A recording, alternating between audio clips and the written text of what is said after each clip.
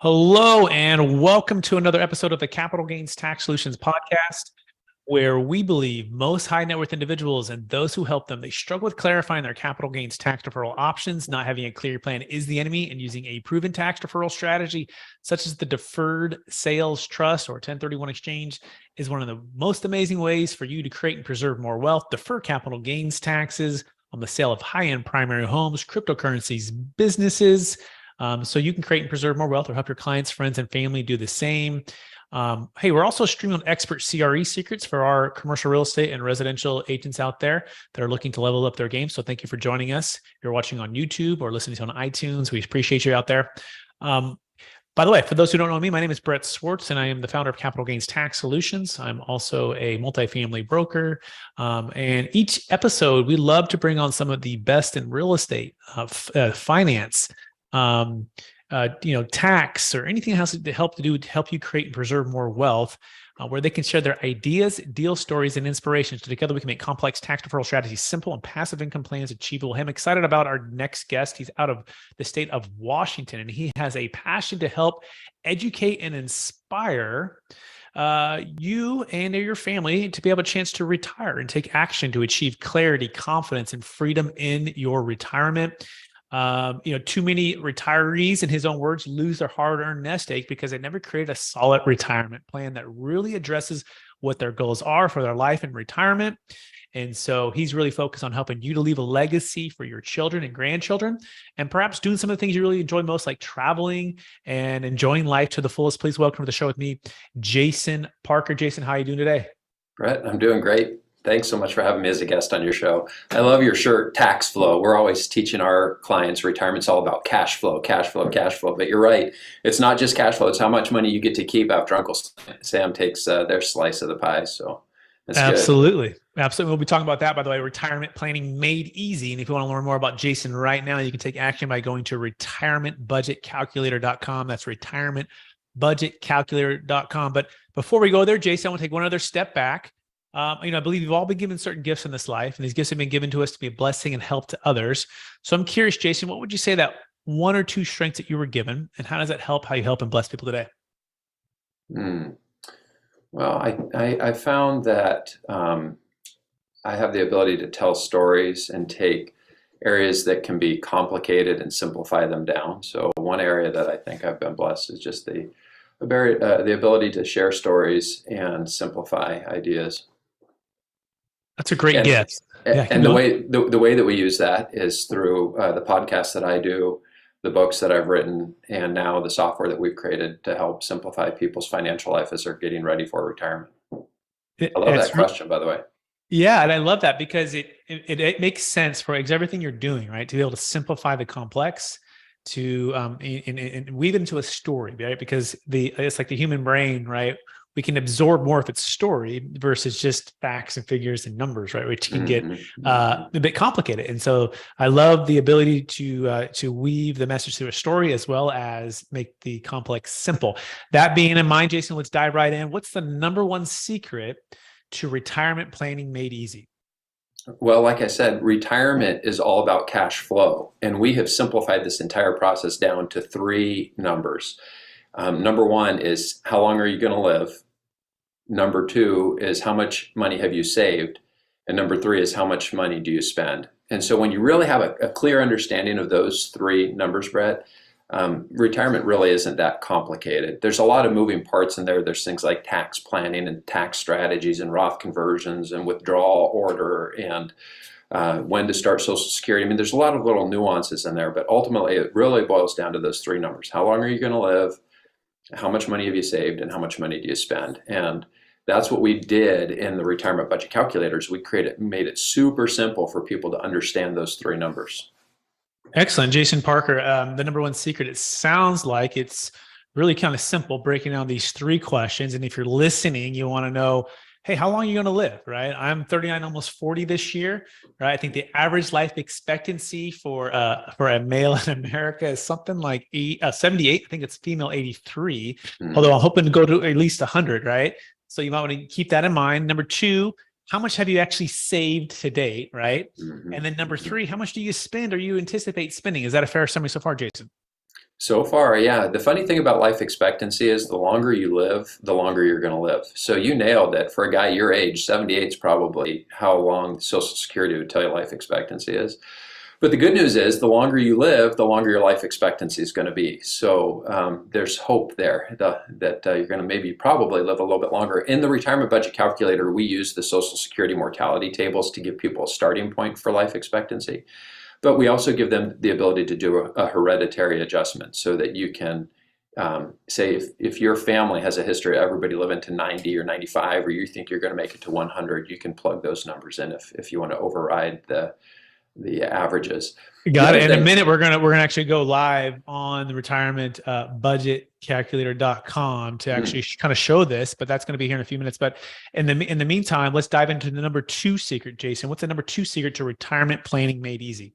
Well, so we talked about it at the very beginning, which is retirement's all about cash flow. And it's not necessarily how much you've saved, because I've met lots of people that have Social Security and pension. They don't have a lot saved, but because they've kept their expenses and their lifestyle real simple, they live very comfortably with just their Social Security and their pension. So it's not necessarily that you need a big bucket of money to draw from. That's what a lot of people have today, because a lot of people don't have pensions. But one of the things I like about the work that you're doing is you're talking about how to use real estate to generate cash flow, and then how to do that in a tax efficient way. And so I've met plenty of people over the years where their biggest investment has been in real estate. They've got real estate that's positive cash flow, and they're able to live very comfortably off of that real estate. So I'm a big fan of real estate as a cash flow source. One of the reasons I like it, it's predictable, it's inflation adjusted, tends to be tax efficient. So I definitely think, and one of the things we did within our calculator was we built it so that people that are real estate investors, or people that are depending on cash flow from real estate, can incorporate that into their cash flow plan. So again, retirement is really all about cash flow. It's your income that determines your lifestyle in retirement, not your net worth. And so it's just making sure that you have enough cash flow coming in to cover all of your expenses.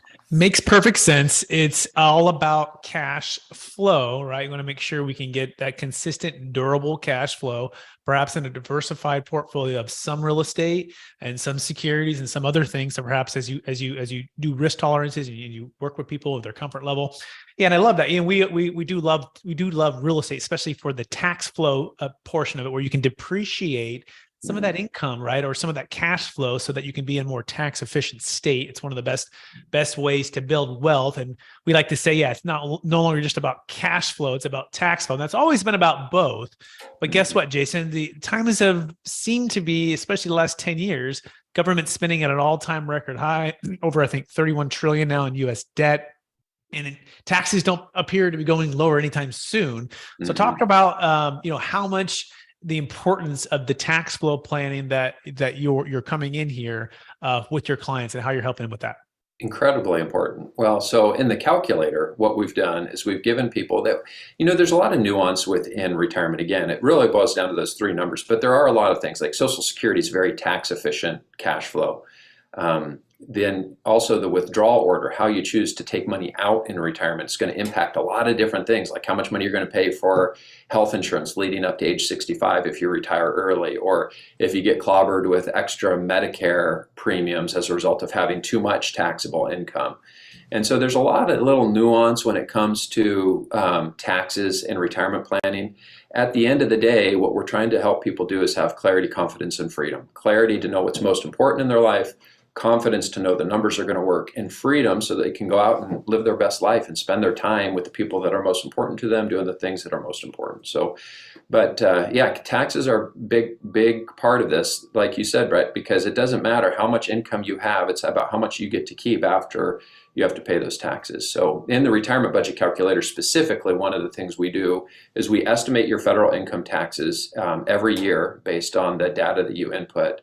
And then we also give you the ability to assign withdrawal orders. So you have the ability to actually say, hey, when I first retire, I want to dip into my brokerage account, my checking account, and my Roth IRA equally, and spread those distributions over those different types of accounts that you're going to be withdrawing from.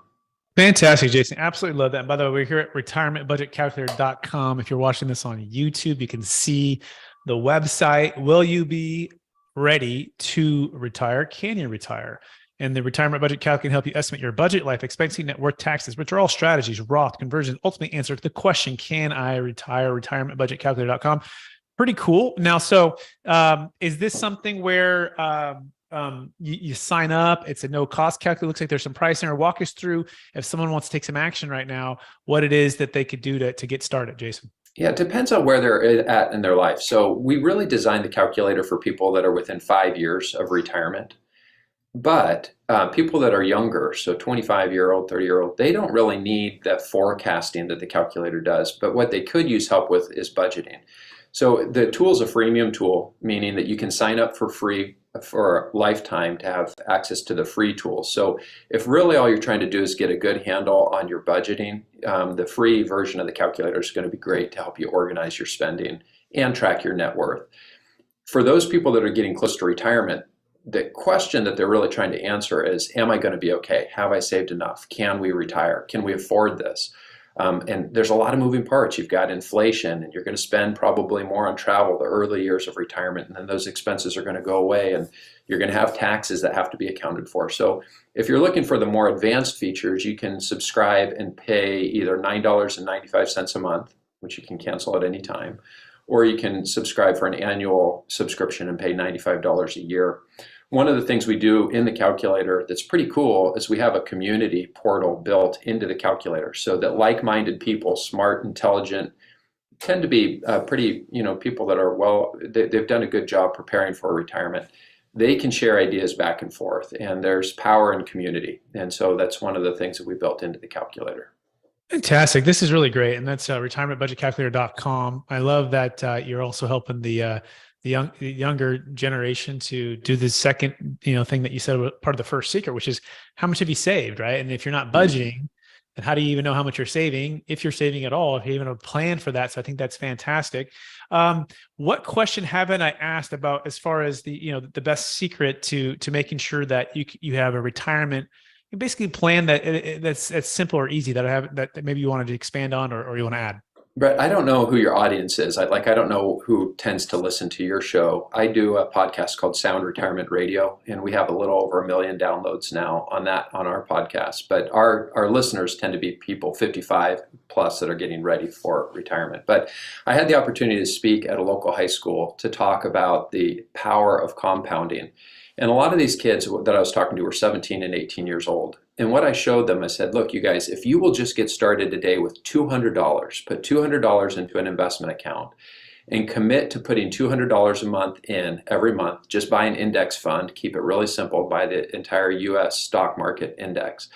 In 40 years, assuming that the market continues to operate the way that it has in the past, where you average about 10% per year, that $200 initial investment with $200 a month will have grown to, when they're 57 years old, they will have almost $1.1 million saved for retirement. If they wait 10 years, so if they don't get started at 17, but they start at 27, instead of having $1.1 million at age 57, they only have $398,000. So for the young kids, I really want to inspire them to get started early. And the thing that I've learned about wealth accumulation is it really doesn't matter how much money you make. It's all about how much money you spend. And until you tell your money what to do at the beginning of every month, instead of wondering where your money went at the end of every month, you're never going to start to win at finance. And so that's why we wanted to make the budgeting portion of the tool free, so that people of all ages that are really just trying to understand finance can have a good plan for telling their money what to do at the beginning of every month. That piece is free. But the people that want to transition into retirement, it's all about cash flow. It's about making sure that your income matches up with your expenses, that you're going to account for taxes, that you can account for things like long-term care, what happens when one spouse dies. And you just want to model all of this out. And we've done this for people one-on-one in the past, but the problem I ran into, and you're probably going to run into these same issues if you haven't already, but what happens is, as your audience grows, as you write the books and the podcast audience increases, you just don't have the capacity to work with everybody that's in the country. We've got 10,000 people a day who are retiring in America right now. The only way that I could see that we could help more people was not just through the education with the podcast and the book, but also to build software to help people see the numbers for themselves. And it's it's a way to save some money too, because it can be expensive to get advice. Very well said. So good. The law of compounding interest, which leads into the next part of the show where we dive into some of the biggest frustrations when it comes to like the 1031 exchange and not having the ability to diversify into something like an index fund in the top 500 companies in America, right? So I'm curious, in your experience, what have you found to be the biggest frustrations when it comes to the 1031 exchange? I love that you asked this question. I have some of my best friends have made most of their wealth in real estate. And I think one of the things that people need to be thinking about when it comes to the 1031 exchange or real estate investing in general is, again, it's a great way to accumulate wealth. It's a great retirement planning strategy because of the tax efficient cash flow. But what I found is that at some point in people's lives, they don't want to have to manage the responsibility of being a business owner anymore. And when you own real estate, you have responsibility. You're a business owner. Now, I know you can outsource it and hire property managers and what have you, but my experience is that when people get to 75, 80 years old, they just don't want to deal with the headaches and the hassles anymore. So they're looking for that liquidity event when that happens. And if you've got real estate that's highly appreciated, like you say, you're not looking to 1031 anymore, you're looking to exit real estate. And that's when people can get hit with big tax hits. So oftentimes what happens is people say, well, geez, if I hold on to the real estate and just die with it, I get stepped up basis. And so rather than creating the liquidity event, they just hold on to the real estate. And in many cases, it makes sense. The cash flow that I see coming off real estate, when we evaluate it, we say, look, if we sell this piece of real estate, you take out all the fees and all the taxes, and we have this net after-tax amount, are we going to be able to take that money and go regenerate the income that was coming in from the real estate? And oftentimes, that's not possible. So in many instances, keeping the real estate is really the best strategy just from a cash flow standpoint. Because again, retirement is all about cash flow. It's all about making sure you've got enough income to make it to the end of your life and that you don't run out of money in retirement. Yeah, so we call that the 1031 exchange tends to be the blockbuster way of exit planning and or just not even exiting, like you're saying, because it's a primary home that doesn't qualify for a 1031. It's cryptocurrency, it's a business sale, but let alone it is real estate and it's toilet trash and liability.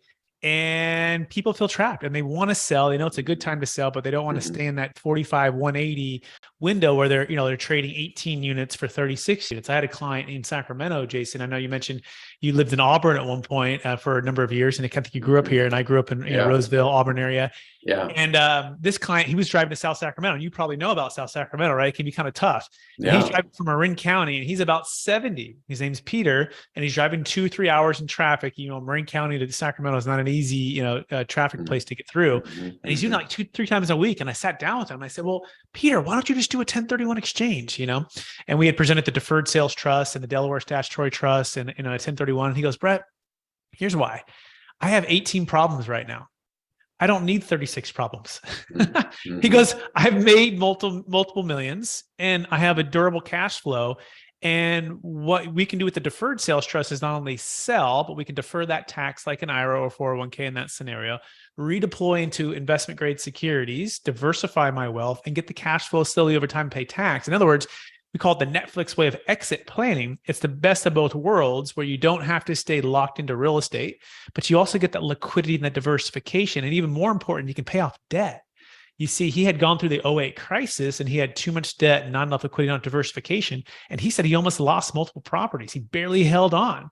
So think about that stress going on when you're about 60 years old. Now you're 70, you're looking at this thing happening maybe again, and you're going, I want to get out. I don't want to wait till I'm dead and, stepped up basis. I want to retire and enjoy my freedoms now.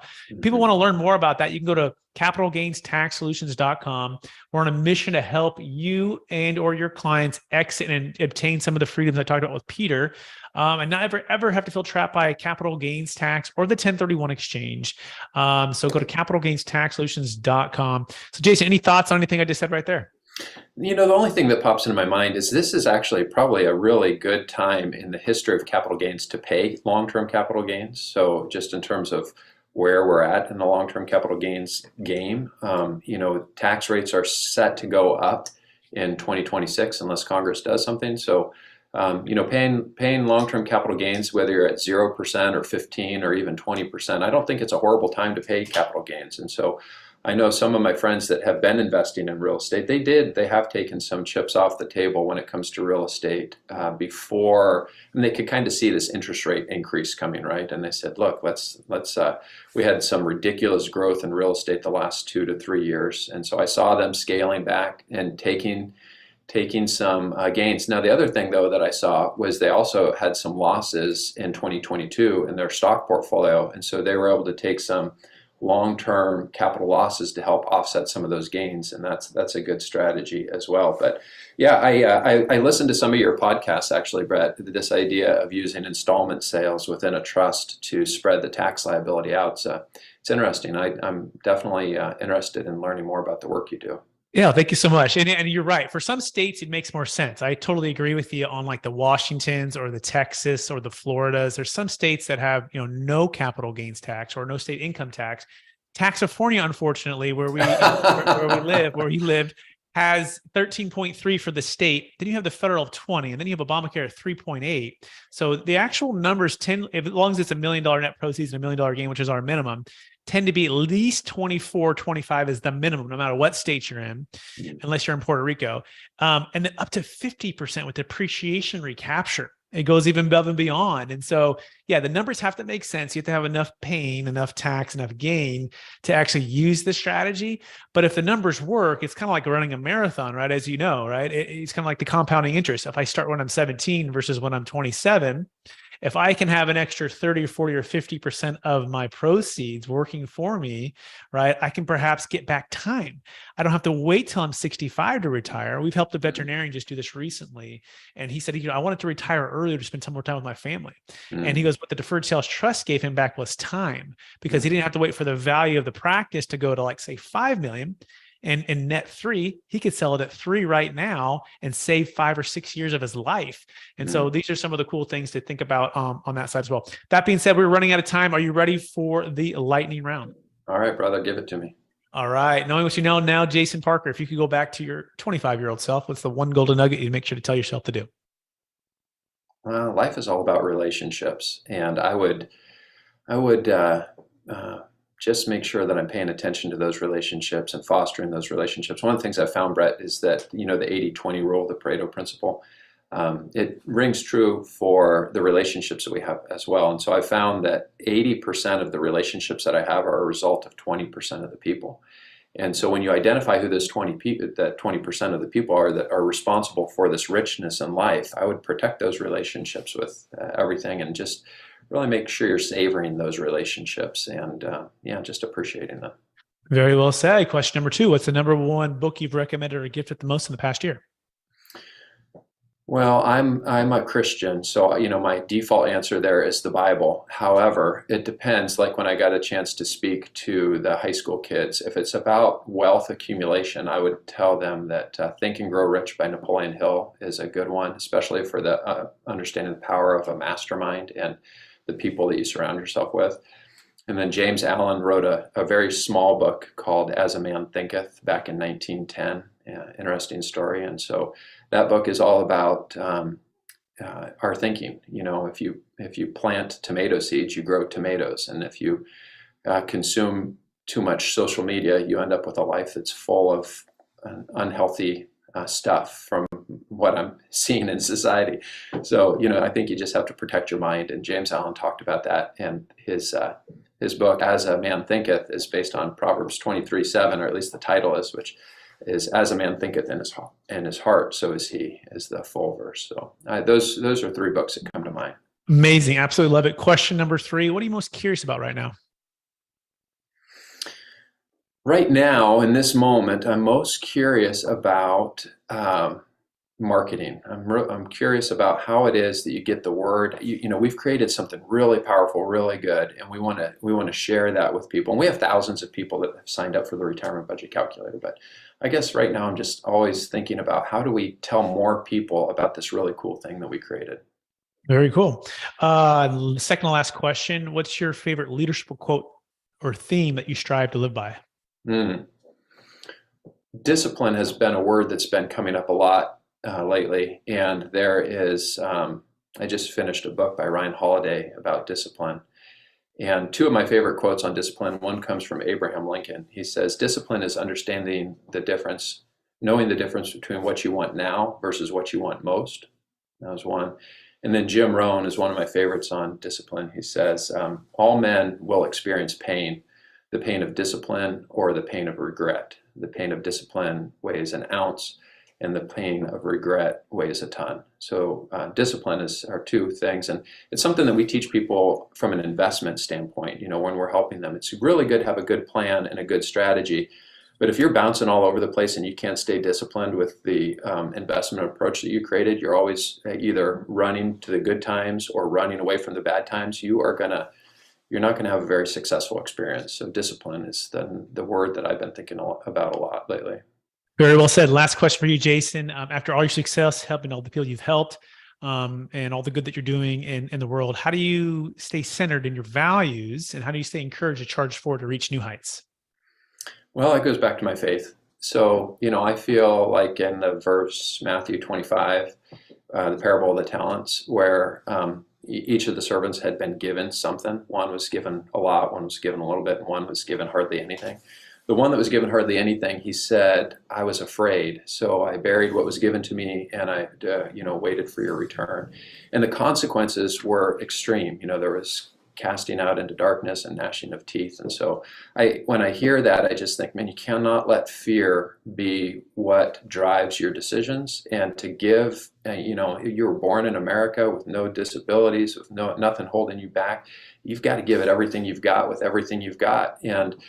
And then when you adopt this mentality of you're not in competition with anybody, you're just trying to help as many people as possible, all of a sudden you're operating in a different realm than the rest of the world, because everybody else is playing this game where they're trying to beat one another. And as soon as you start playing the game of, look, I don't care about anybody else, all I care about is helping people, it changes everything. So I'm excited to have the opportunity to be in America, to be blessed the way that I have been, to be able to go out and do stuff to help people. Jason Parker, it's been more than a pleasure having you on the show, on the podcast, on the YouTube channel. I want to encourage you to keep using the gifts you've been given, which is making the complex simple, weaving into stories to help people to take action and understand things in a very digestible way. I feel like I can plan my retirement even better now, which is really exciting and cool. And I love that you were on the show. For our listeners who want to get in touch with you, could you remind them one last time what's the best place for them to find you? I would tell them to check out the retirementbudgetcalculator.com. If they want to listen to the podcast, it's Sound Retirement Radio. If they want to read my newest book, is called Retirement Calculator, How Much Money Do I Need to Retire? So those are a couple of different places that we could connect. Amazing. Thank you, Jason Parker. I also want to thank our listeners for listening to another episode of the Capital Gains Tax Solutions podcast. Again, where we believe most high net worth individuals and those who help them, they struggle with clarifying their capital gains tax deferral options. Not having a clear plan is the enemy, and using a proven tax deferral strategy such as the Deferred Sales Trust, or getting with someone like Jason Parker to plan and budget and get everything in order for your retirement is one of the best ways for you to create, preserve more wealth. If you want to learn more about the Deferred Sales Trust or 1031 exchanges, or even Delaware Statutory Trust and how we can help you today, go to capitalgainstaxsolutions.com. That's capitalgainstaxsolutions.com. Also, check out the new book that's coming out soon. We have some amazing people like Kevin Harrington from Shark Tank. We have some multifamily syndicators, some financial advisors in the book as well. Really, really neat book. In fact, the title is actually going to change a little bit. It's going to be called Building a Capital Gains Tax Exit Plan. So this is just like the proof here if you're seeing the video, but the same type of cover is going to be on Amazon soon. So check that out. Please rate or review or subscribe, or all three, but really do us a real favor and share this with someone who can make an impact for and be an inspiration for. We so appreciate everyone out there.